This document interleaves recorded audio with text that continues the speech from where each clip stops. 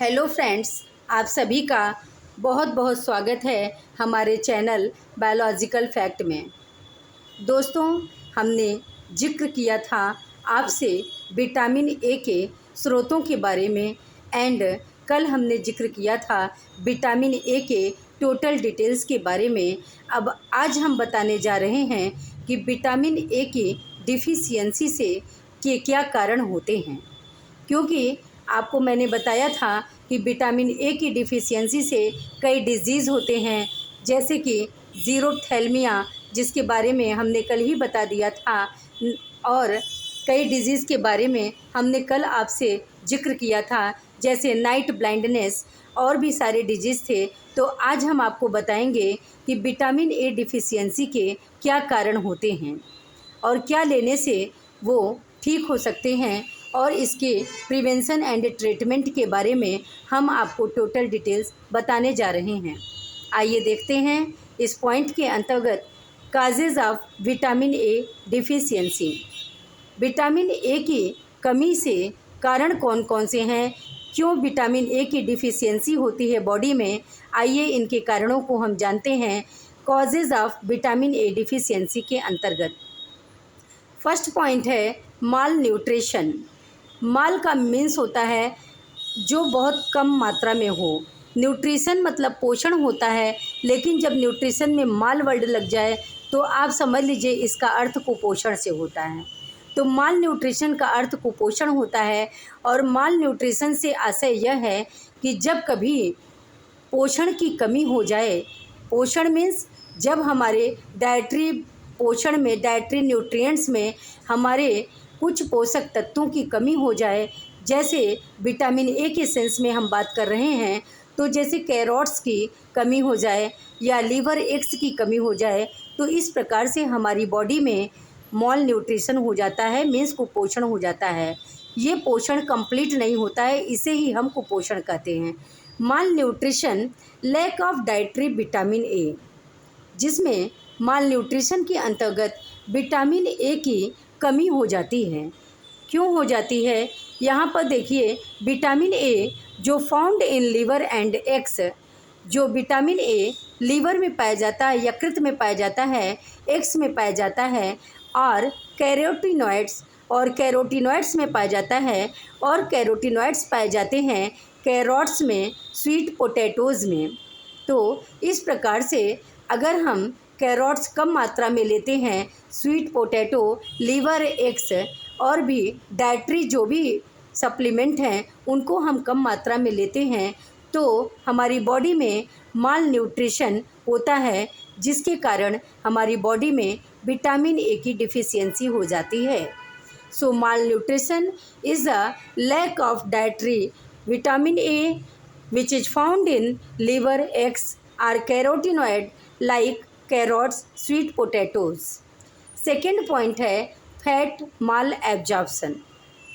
देखिए, यहाँ पर एब्जॉर्प्शन से मीन्स है अवशोषण, मतलब भोजन का पाचन, लेकिन यहाँ पर माल वर्ड आ गया है तो इसका अर्थ यहाँ पर विलोम हो जाता है। माल का अर्थ होता है कमी से, तो यहाँ पर फैट वर्ड है, फैट मीन्स आप जानते हैं वसा, तो फैट माल एब्जॉर्प्शन से यहाँ सेंस है कि जहाँ पर बॉडी में पाचन के अवशोषण का, जैसे कि हम भोजन लेते हैं तो भोजन पचने के बाद उसका अवशोषण होता है, उसका एब्जॉर्प्शन होता है, ठीक है।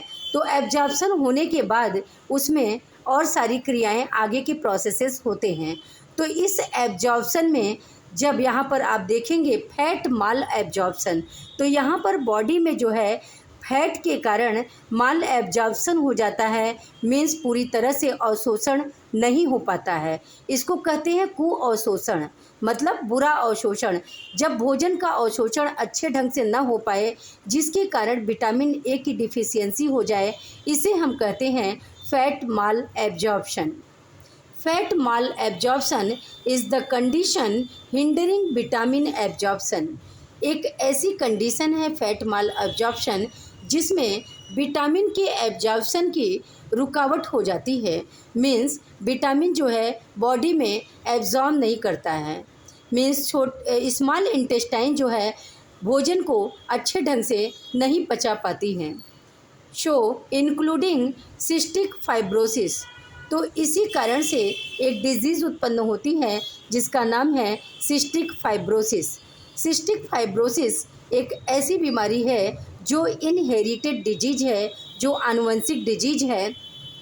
इसमें ये श्वसन से संबंधित है सिस्टिक फाइब्रोसिस, और पाचन से संबंधित है, और ये पसीने की ग्रंथि से भी संबंधित है।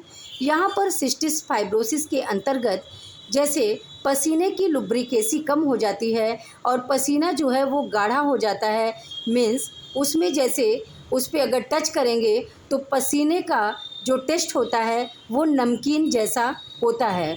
तो इस प्रकार से सिस्टिक फाइब्रोसिस एक ऐसी बीमारी है जिसमें जो होता है श्वसन की ग्रंथियों से जो निकलता है हमारे बलगम, तो उस बलगम का जो वो होता है लुब्रिकेसी, वो काफ़ी मतलब गाढ़ी हो जाती है, जिसके कारण श्वसन प्रक्रिया भी बाधित होती है और इसी प्रकार से पाचन एब्जॉर्प्शन भी प्रभावित होती है, क्योंकि इसमें स्मॉल इंटेस्टाइन अच्छे ढंग से कार्य नहीं कर पाता इस बीमारी के अंतर्गत। और ये बहुत ही गंभीर बीमारी है सिस्टिक फाइब्रोसिस, जिसके कारण हमारी बॉडी में मॉल एब्जॉर्प्शन हो जाता है, फैट का मॉल एब्जॉर्प्शन हो जाता है।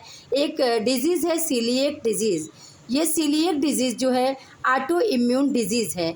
इसमें सीलिएक डिजीज़ में ग्लूटेन से परहेज़ करना होता है, चूँकि सीलिएक डिजीज़ में ये एक ऐसी बीमारी है जिसमें ग्लूटेन से परहेज करना होता है।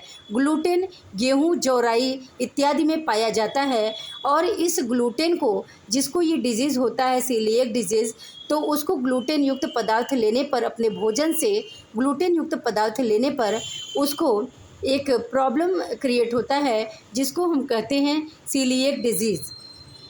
इसमें क्या होता है कि स्मॉल इंटेस्टाइन जो है भोजन को अच्छे ढंग से नहीं पचा सकती है, क्योंकि ग्लूटेन लिया जाता है, और ग्लूटेन जो है इस बीमारी के अंतर्गत प्रतिरक्षा तंत्र जो है काफ़ी कमज़ोर हो जाती है। तो ये प्रतिरक्षा तंत्र स्मॉल इंटेस्टाइन को भोजन अच्छे से नहीं पचा पाती स्मॉल इंटेस्टाइन। इस वजह से सीलिएक डिजीज़ की कंडीशन में भी फैट माल एब्जॉर्प्शन हो जाता है, जिसके कारण विटामिन ए की डिफिशियंसी हो जाती है। एंड कुछ पैनक्रियाटिक इश्यूज़ होते हैं, जैसे कुछ अग्न्याशय के विकार होते हैं जिसमें विटामिन ए की डिफिशियंसी हो जाती है और फैट माल एब्जॉर्प्शन हो जाता है। तो ये सब कंडीशंस हैं malnutrition, fat malabsorption. And third point है लीवर डिसऑर्डर, जिसके अंतर्गत विटामिन ए की डिफिशियंसी हो जाती है। कुछ लीवर प्रॉब्लम्स ऐसे होते हैं जैसे उसमें impaired storage in the liver, उसमें स्टोरेज लीवर में अच्छे ढंग से नहीं हो पाता है, मीन्स प्रॉपर नहीं होता है, इम्प्रॉपर होता है। तो इस प्रकार से लीवर डिसऑर्डर में भी विटामिन ए की डिफिशियंसी हो जाती है।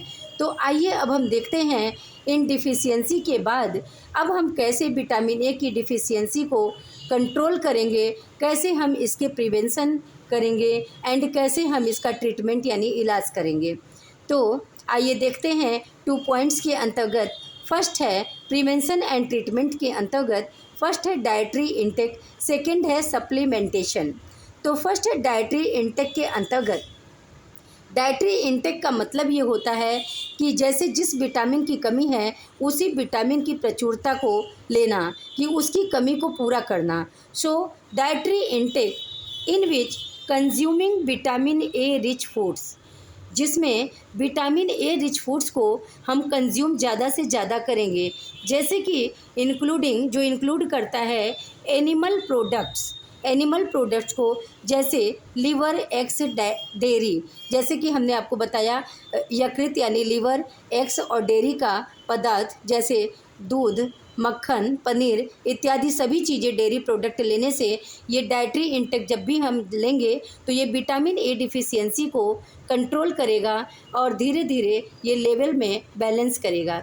And vitamin carotene rich product, और जो बीटा कैरोटीन रिच प्रोडक्ट होते हैं जैसे कि ऑरेंज फ्रूट्स, वेजिटेबल्स, जैसे फ्रूट्स होते हैं, वेजिटेबल्स होते हैं जिनमें जैसे स्पाइनच होता है जिनमें विटामिन ए की प्रचुरता होती है, उन सप्लीमेंट्स को हम लेते हैं तो इससे प्रिवेंशन होता है धीरे धीरे करके प्रिवेंशन होता है। ये हमारा ट्रीटमेंट है डाइटरी इंटेक के द्वारा। Dietary intake consuming vitamin A rich foods including animal products, liver, eggs, dairy and beta carotene rich products, orange fruits and vegetables. जैसे कि फ्रूट्स जैसे कि कैरोट में बीटा कैरोटीन की मात्रा सर्वाधिक पाई जाती है, तो इस फ्रूट को लेने से बीटा कैरोटीन की जल्द मतलब पूर्ति होती है। तो आइए देखते हैं सेकंड पॉइंट क्या है, सप्लीमेंटेशन। कैसे हम इसकी पूर्ति करते हैं, कैसे हम सप्लीमेंटेशन देते हैं। हाई डोज विटामिन ए। कभी कभी क्या होता है कि विटामिन ए की ऐसी डिफिशियंसी हो जाती है जिसकी पूर्ति डाइटरी इंटेक के द्वारा बहुत जल्दी संभव नहीं होता। तो ऐसी कंडीशंस में, जैसे कि जनरली बच्चों में और जनरली जो है प्रेगनेंसी स्टेजेस में फीमेल्स में इन विटामिन ए की डिफिशियंसी हो जाती है, तो ऐसी कंडीशन में हम तुरंत इसको न सही कर पाने के कारण हम सप्लीमेंटेशन करते हैं। Supplementation is high dose vitamin A capsules. इसके अंतर्गत, सप्लीमेंटेशन के अंतर्गत हम विटामिन ए कैप्सूल्स की हाई डोज देते हैं और often provided in high risk areas to children and mothers. जब कभी हाई रिस्क होता है चिल्ड्रंस में और मदर्स में यानी फीमेल्स में, तो हम इन सप्लीमेंट के द्वारा विटामिन ए कैप्सूल की हाई डोज के द्वारा विटामिन ए डिफिशियंसी को दूर करते हैं और इस प्रकार से हम प्रिवेंशन एंड ट्रीटमेंट करते हैं। विटामिन ए को कैसे कंट्रोल किया जाए, कैसे प्रिवेंट किया जाए, कैसे ट्रीटमेंट किया जाए, इन सभी पॉइंट्स के अंतर्गत हमने देखा डाइटरी इंटेक एंड सप्लीमेंटेशन के द्वारा। सो दोस्तों, आज का टॉपिक हमारा vitamin A deficiency prevention and treatment यहाँ पर कंप्लीट होता है। अब नेक्स्ट विटामिन हम आपको कल पढ़ाएंगे। तब तक के लिए अगर हमारी क्लास आपको अच्छी लगती हो तो प्लीज़ हमारी क्लास को लाइक, सब्सक्राइब, शेयर, कमेंट ज़रूर कीजिएगा और आप अपने क्लास को लाइक ज़रूर कर दीजिएगा और सब्सक्राइब करने से आपको निरंतर क्लासेस मिलती रहेंगी। चलिए मिलते हैं कल, तब तक के लिए thank you, bye bye, take care, have a nice day.